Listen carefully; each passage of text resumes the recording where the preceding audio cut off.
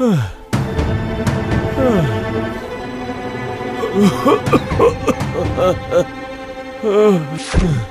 नहीं होगा, बहुत थक गया हूँ। अरे क्या बात है हरिया, क्या हुआ? अब क्या बताऊं मदन, पिछले हफ्ते से बहुत बुखार है मुझे और बहुत खांसी भी आ रही है। शरीर बहुत कमजोर हो गया है, कोई काम नहीं कर पा रहा हूँ। तो क्या तुम पागल हो गए हो? ऐसे बीमार हालत में क्या कोई खेतों में कुदाल चलाता है? मेरे पास कोई दूसरा चारा भी तो नहीं है। घर पे 3-3 पहाड़ जैसे बेटे हैं, पर सब बेकार हैं। इसलिए मुझे काम करना पड़ता है। घर हरिया, अभी तुम घर जाओ, कुछ दिनों तक आराम करो, उसके बाद जब स्वस्थ हो जाना तब खेतों में आकर काम कर लेना। हाँ? अरे लेकिन घर जाने से कैसे चलेगा? मुझे काम खत्म करना ही पड़ेगा। कुछ दिनों में ही बारिश शुरू हो जाएगी, इसलिए जो करना है इन 2-4 दिनों में ही करना पड़ेगा मदन, और कोई उपाय नहीं है मेरे पास। माँ, ओ माँ, क्या हो गया? सुबह सुबह बकरी की तरह चिल्ला क्यों रहा है तू? क्या कहा माँ? मैं बकरी हूँ? और क्या कहूँ, तुझ जैसे बेकार लड़के को सिर्फ बकरी ही कहा है। किस्मत अच्छी समझ अपनी। सवेरे सवेरे इतनी बातें मत सुनाओ। हाँ? और जरा 50 रुपए लेके आओ, आज जरा शहर जाऊंगा। अरे अय्याशों के सरदार, तेरा बाप एक मामूली किसान है, कोई राजा महाराजा नहीं जो सुबह सुबह इतने पैसे मांग रहा है। 5 रुपए की कमाई नहीं होती और 50 रुपए मांग रहा है। इसका मतलब तुम रुपए नहीं दोगी? मेरे पास होंगे तब दूंगी ना। जा खेत में जा, तेरे बाबा अकेले मेहनत कर रहे हैं, तुम सब जाकर उनकी थोड़ी मदद कर दो। खेतों में काम करने जैसी मेरी कोई इच्छा नहीं है, और ऐसे तो माँ हमें कोई पैसा नहीं देने वाली है। घर में पैसे कहाँ रखे हैं, हम ही चलकर ढूंढ लेते हैं। तुम दोनों कमरे के दोनों तरफ ढूंढो और मैं बिस्तर के नीचे देखता हूँ। पैसे कहाँ छुपा कर रखे हैं मैं ढूंढ कर ही रहूँगा। अरे दरवाजा खोलो, क्या कर रहे हो? देखो तो इन लड़कों को। ओहो, सारा सामान बिखरा के रख दिया है, काम बढ़ा दिया मेरा। अरे वाह, मिल गया मुझे। क्या मिला? दिखा तो जरा। ये देखो, पैसों से भरा हुआ गुल्लक। नहीं, रुक जाओ, बिल्कुल नहीं। गुल्लक तोड़ना मत, ठीक है ना? रामू, शामू, मोहन, दरवाजा खोलो, जल्दी खोलो, मैं कह रही हूँ दरवाजा खोलो। अरे कितने सारे पैसे हैं, चलो तीनों मिलकर आपस में बांट लेते हैं। गुल्लक का 1 रुपया भी मत लेना, मैं तुम्हारे पिताजी से कह दूंगी, वो तुम्हें। हाय, सारे पैसे ले गए, अब मैं क्या करूं? हमारी मेहनत की कमाई ले गए।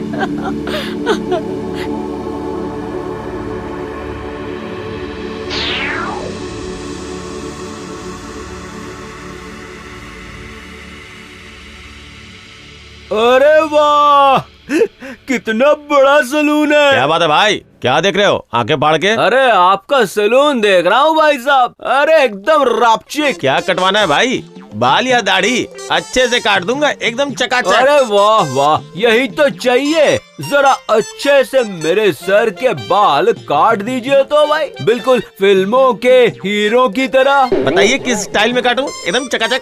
मार्केट में एक नई स्टाइल आई है, पहाड़ के नीचे घास स्टाइल। उसी स्टाइल में काट दूं क्या, चकाचक? वो कैसा है भाई साहब? सिर के बीच वाले बाल को बड़े रखकर दोनों किनारे के बाल को छोटे छोटे काट दूंगा, चकाचक। आप सिर्फ आराम से कुर्सी में बैठिए और उसके बाद मेरे हाथों का कमाल देखिए, चकाचक। अरे भाई, जरा एक अच्छी सी ड्रेस दिखाना तो। अच्छा ठीक है, किस तरह के कपड़े दिखाऊं जनाब? एकदम चटक लाल शर्ट दिखा दो और नीले रंग की पैंट दिखा दो। ये लीजिए आपका लाल शर्ट और नीला पैंट। ठीक है, पहनने के बाद आपको बहुत स्मार्ट लगेंगे भाई। हाँ, वो तो लगूंगा ही, बिल्कुल लगूंगा।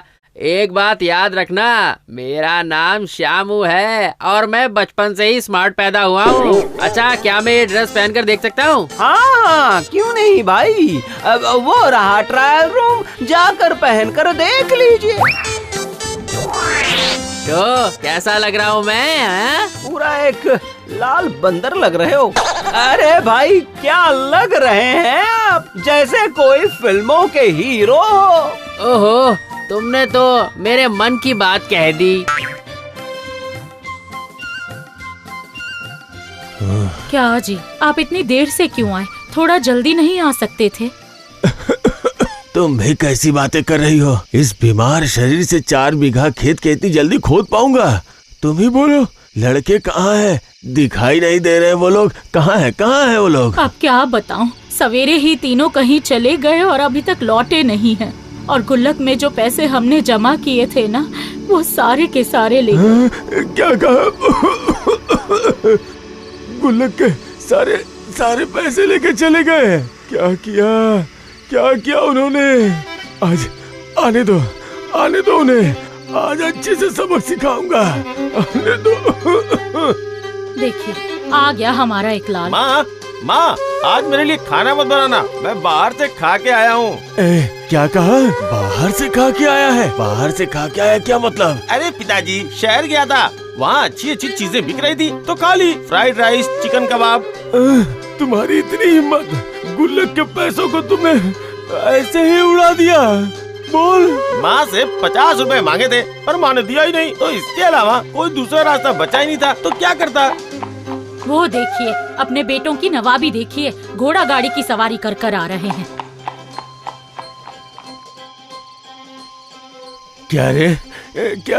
क्या किया तुम लोगों ने? क्या किया पैसों का? घर के सारे पैसे बर्बाद करके नवाबों की तरह ऐश कर रहे हो? तुम लोगों को जरा भी शर्म नहीं आती क्या? देखिए पिताजी, अब हम बड़े हो गए हैं, जो हमारा मन करेगा अब हम वही करेंगे। और मैं तो जा रहा हूँ हिंदी फिल्मों का हीरो बनने। अभी तो सिर्फ घोड़ा गाड़ी में घूम रहा हूँ, इसके बाद मोटर कार में घूमेंगे।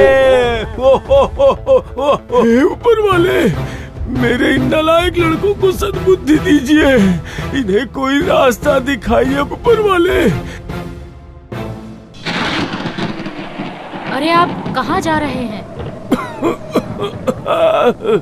अरे मैं खेत में जा रहा हूँ। ऐसे पीछे से आवाज क्यों दे रही हो? पर देखिए, बादल गरज रहे हैं। वो तो गरजेंगे ही। आसमान में बादल घिर आए हैं। लगता है 2-3 दिनों में बारिश शुरू हो जाएगी।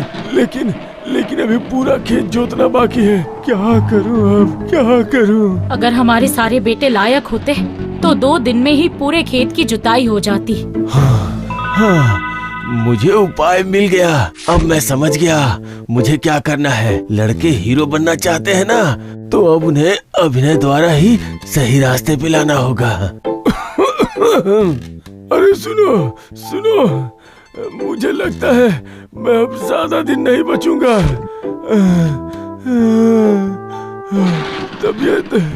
तबीयत बहुत खराब लग रही है। क्या हुआ आपको? सुनो बेटो, मेरी तबीयत बहुत खराब है। लगता है अब मेरी आयु ज्यादा नहीं बची है। इसलिए मरने से पहले तुम लोगों को राज की एक बात बताना चाहता हूँ। कैसी राज की बात? तो सुनो, तुम लोगों की वजह से मैंने घर में कभी भी ज्यादा रुपए पैसे नहीं रखे, क्योंकि अगर तुम्हें पता चल जाता तो तुम वो सारे रुपए पैसे बर्बाद कर देते। इसलिए मैंने अपने जीवन भर की कमाई और कुछ सोना जमीन के नीचे गाड़ दिए थे। सुना ना, जमीन के नीचे गाड़ दिए थे। कहाँ गाड़ के रखे थे पिताजी? मैं अब ज्यादा दिन जिंदा नहीं रहूंगा, इसलिए तुम लोगों को बता देना चाहता हूँ सब कुछ। भूमिका क्यों बना रहे, जल्दी बताइए ना। हमारे जो खेत है ना, उसी के नीचे है।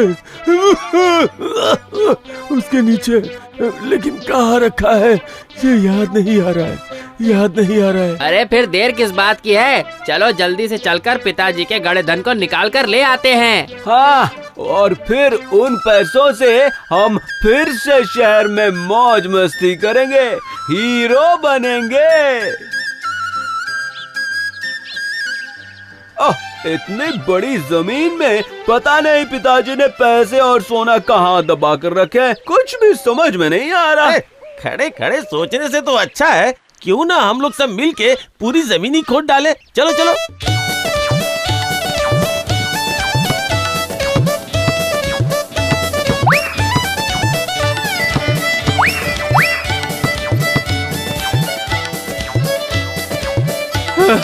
अरे भाई ये क्या, हमने तो पूरी जमीन खोद डाली पर रुपया सोना कुछ भी नहीं मिला है। चलो पिताजी को जाकर बताते हैं।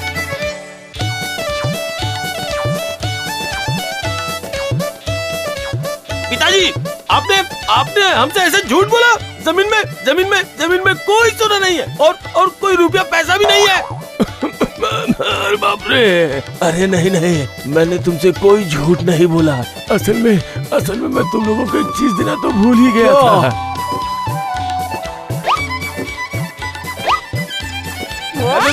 इसमें क्या है? इसमें मंत्र वाले धान के बीज हैं। तुम लोग जाओ और इस धान को पूरे खेत में छींट दो। खेत में जहाँ भी सोना और रुपए पैसे छिपे होंगे, उसी जगह पे 4 महीनों के बाद धान के पौधे उगेंगे।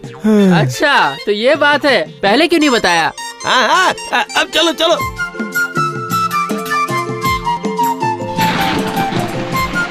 अरे चलो जल्दी घर चलो, बारिश शुरू हो गई है, जल्दी चलो।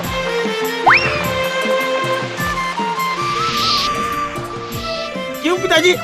आपने तो कहा था कि 4 महीनों के बाद जहाँ सोना छिपा है वहाँ धान के पौधे होंगे। हैं? देखते देखते 4 महीने बीत गए, पर यहाँ तो पूरी जमीन में ही धान के पौधे तैयार हो गए, पर सोना कहाँ है?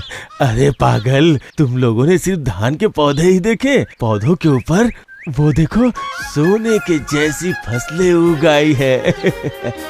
मतलब सब पौधों पे देखो कैसे सोने जैसे धान उगे हैं। अब हम धान काट के सारे धान अलग अलग कर लेंगे तो हमें बहुत चावल मिलेगा। कुछ चावल हम अपने खेतों के लिए रख लेंगे और कुछ चावल बाजार में बेच के पैसे कमाएंगे।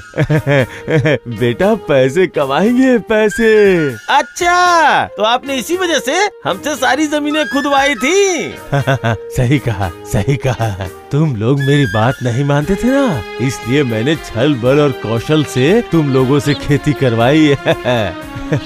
समझ गए? नहीं तो तुम लोग इतने बड़े होकर भी अपनी इच्छा से कभी स्वावलंबी नहीं हो पाते, इसलिए मुझे ये करना पड़ा। अब हमें अपनी गलती का एहसास हो गया है पिताजी, आप हमें माफ कर दीजिए। सुनो, एक दिन मैं नहीं रहूंगा पर ये जमीन तो रहेगी ना, और अगर तुम लोग मिलजुल के इस जमीन पे खेती करोगे तो तुम्हें कभी भी किसी भी बात का कोई कष्ट नहीं होगा। हाँ। समझे? हाँ समझ गए पिताजी। तो फिर देर किस बात की? जाओ जल्दी से हंसुआ ले आओ, हम बाप बेटे मिलके धान काटना शुरू करते हैं। जाओ जल्दी ले आओ। अब भी लेकर आता हूँ पिताजी।